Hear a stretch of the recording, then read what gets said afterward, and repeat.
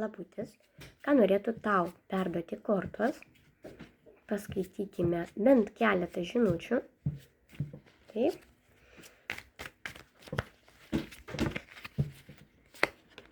Taip, gausite, kažkas gaus, ne, tai ne visiems skirta. Kažkas gaus, kažkas negaus kažkokių naujienų, žinių, galimai bus daug veiksmo, kas su tuo susiję. Taip, gausite galbūt žinutę iš mylimojo, kurio labai pasiilgstate, prie kurio esate labai prisirišę, kuris galbūt netgi gali būti esate santuokoje, arba yra didžiulis prisirišimas. Tai vat laukiate šito bendravimo, laukiate, kada parašys, kada atrašys, kada, reiškia, susitiksite, ne? Taip. Su šiuo žmogumi, atrodo, kad jis yra vienišas, jeigu jau buvo kilę, ar jis tikrai toks, ne? Ir ateityje mums rodo, kad su juo galima santuoka. Čia ne visiems skirta, taip, čia išskirtinai kažkam, pagal viską galite turėti netgi santuoką, tai yra netgi jau kažkur nuspręsta. Kažkas su šiuo žmogu gali dirbti vienoje patalpoje, pavyzdžiui, ne, viename darbe, kažkur tiesiog iš vis vienam darbe, vienoje įmonėje, vienoje kažkur šakoje, ne, kažkokioj. Taip.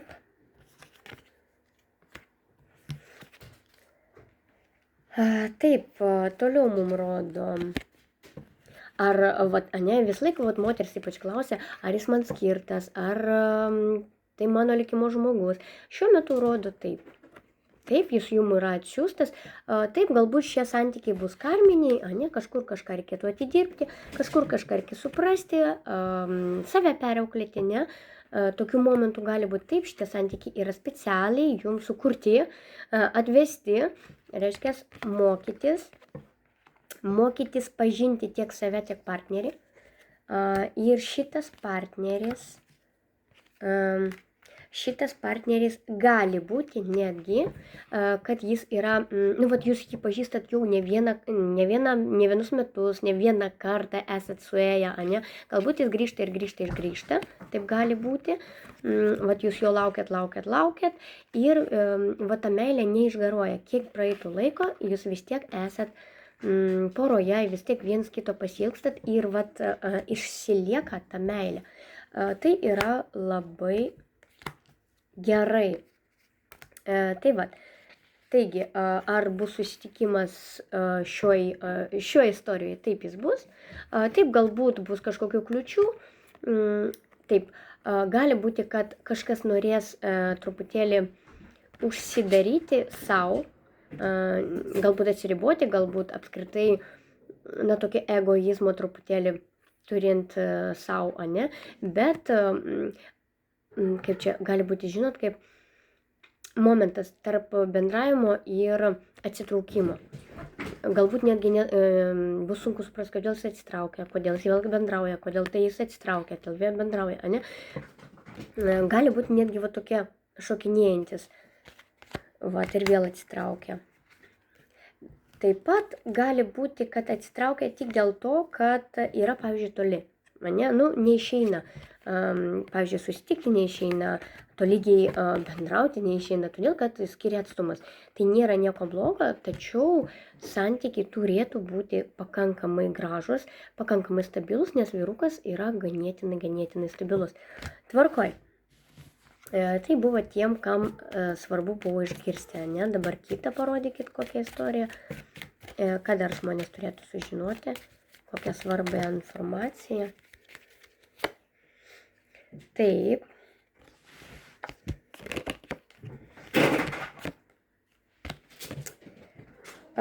Taip, dabar kitiem, kas ieško, pavyzdžiui, darbo, taip. Tai surasite, trumpiausių laikų surasite. Dabar darbo perspektyvos geras, darbas geras ir šiltas kolektyvas, malonus bendravimas, reiškia, kol kas čia matom viską labai gerai. Priims jūs labai gražiai, šiltai. Taip, dabar valdžiai galite užkliūti iš karto, jūs gali labai stipriai stebėti ir kažkur, reiškia, gali kilti nesklandumai. Bet šitie nesklandumai, dar pabandykim pažiūrėti, dėl ko. Kaip ir nėra dėl ko, bet matyt, kažkokia galimai bus vidinė tvarka. Galbūt, kas čia galėtų būti. Na, tiesiog va tokia valdžia galimai. Pavyzdžiui, mėgsta kiršinti, mėgsta labai apkalbėti, tokia aštri tokia valdžia, ane, gali papulti. Reiškia, kolektyvas bus minkštas, o pati valdžia tokia griežta labai, ane. Taip. Perspektyvos mums rodo tikrai geras šiam darbe. Labai geras. Kad ir kokia ten būtų valdžia, bet perspektyvos, sakykime, netgi tobulas. Tvarkoj. Na ir dar parodykit, ką žmonės turėtų žinoti, ne? Ką turėtų išgirsti.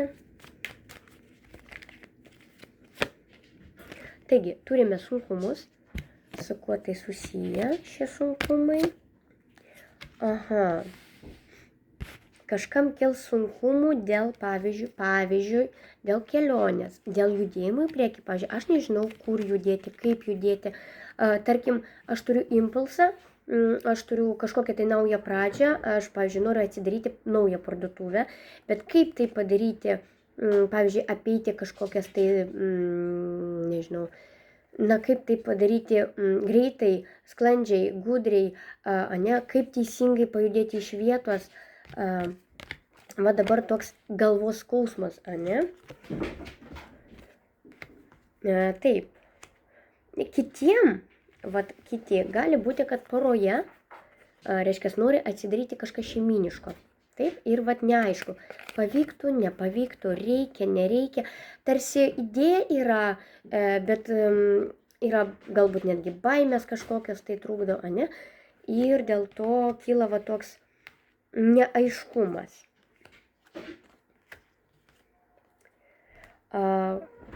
Neverta gal skubėti, kadangi reikėtų pasverti viską teisingai, bet blogų kažkokių perspektyvų aš nematau. Taip, žiūrėkit. Taip, tai pareikalaus didelių investicijų ir va taip, kaip norėtųsi greitai, nepadarysit. Gali būti, kad netgi kažkuriam laikui tai sustos. Pavyzdžiui, rinkote dokumentus, neišeina ištraukti kažkokios pažymos, neišeina išvis gauti kažko, ko jums trūksta ir va sustos viskas. Kažkuriam laikui sustos ir tai nuo jūsų, tarkim, nepriklauso. Po to gali būti, kad pritrūks finansiškai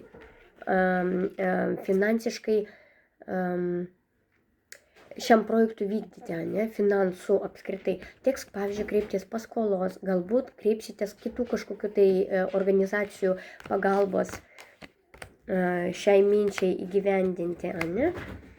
Bus labai daug pergyvenimų, bus labai daug neaiškumų ir galbūt netinkamas laikas. Galbūt reikia dabar pasvarstyti, pavyzdžiui, kokia tai šaka. Jeigu tai yra su maistu susijusi šaka, tarkim, čia tik pavyzdys, ar ne, tarkim, reikia kažkam keisti toje vietoje, ko dabar labiausiai reikia rinkai, ane? Jeigu dabar yra mokslo metai, ane, galbūt ten maisto kažkoks tai teikimas būtų aktualesnis. Arba dabar žiema ateina, ane, galbūt rūbai kažkokie būtų aktualesni, batai aktualesni. Tai tik pavyzdys, tiesiog reikia kažkokiu būdu tai pakeisti.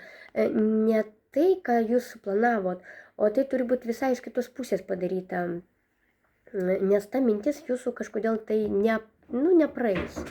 Reikia ją pakeisti iš kitos pusės. Galbūt dėl to mums rodo, kad reikalingas kažkoks specialistas, kuris, ištirtų rinką, ar padėtų suprasti, ar dar kažkokiuose srityse turi minčių kažkokių, na, čia vat reikia tikslingai. Ir tada viskas susiklostys labai gerai. Na ir paskutinį mums parodykit, ką dar, kokių informacijos, kokios reikia dar jum informacijos.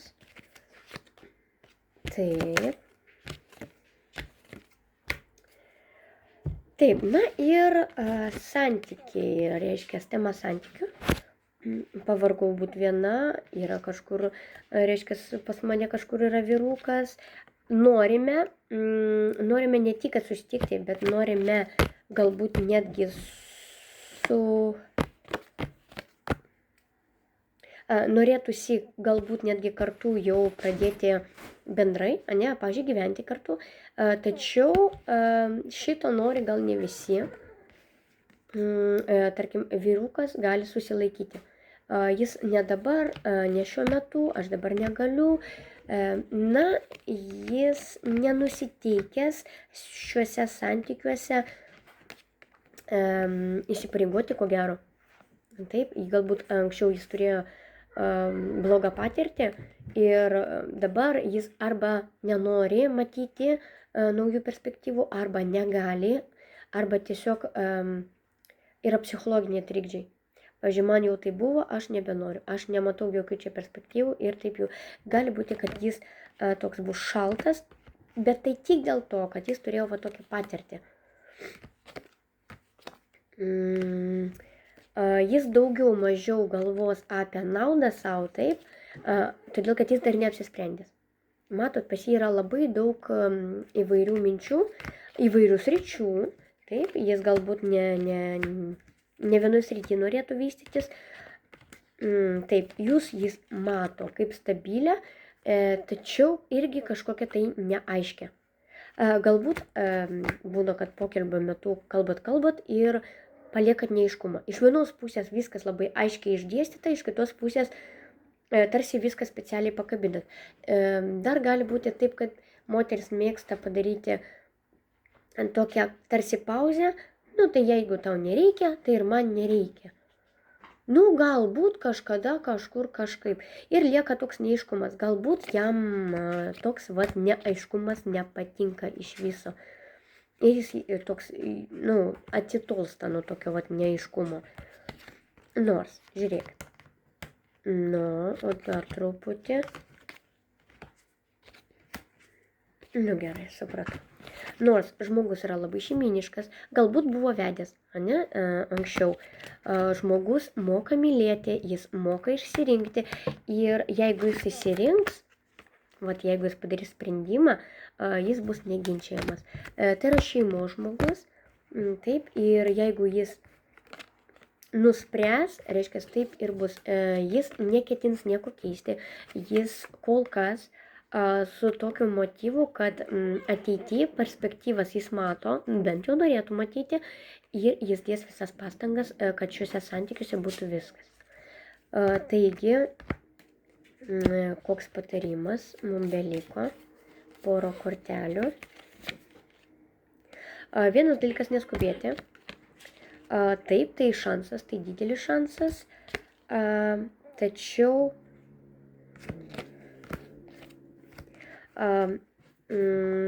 kadangi buvo labai daug blogybių, buvo daug skausmo, galbūt netgi fizinio skausmo, galbūt sirgote, galbūt dar kažkas tokio buvo, arba skaudžias skyrybas buvo, atsigausite ir galima bus pradėti, reiškia, komunikuoti, pradėti šitą šansą vystyti, nes šansas yra tikrai neblogas. Tiesiog reikia viskam laiko, nieko mes čia tokio neišrasim, naujo dviračio, tiesiog reikia palaukti, duoti savo laiko truputėlį, atsigauti ir, kaip matom, mum duoda šansą, jeigu tik pamatysit, kad šiuose santykiuose yra šansas, o ne taip, kad aš noriu, kad jis būtų tas šansas, bet jo imti niekas nenori. Taip irgi būna, dėja. Taigi, sėkmės jums.